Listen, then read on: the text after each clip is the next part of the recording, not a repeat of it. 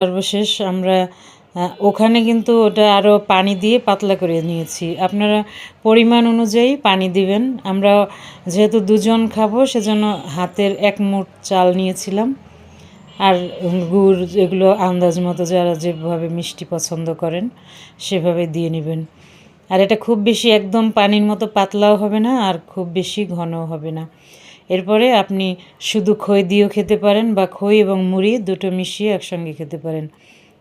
এই খাবারটা আমাদের বরিশাল পটুয়াখালীর খুবই মানে কি বলবো, আগের দিনের খুবই সুস্বাদু একটা ঐতিহ্যবাহী খাবার। এটা বলতে পারেন দক্ষিণাঞ্চলের ট্র্যাডিশনাল খাবার আর কি। তো এই খাবারটা আমি রমজান আসলে মাঝে মাঝে করি, আমার কাছে খুব ভালো লাগে। ছোটোবেলায় অনেক খেতাম, মা করতো, আমার দাদি করতো।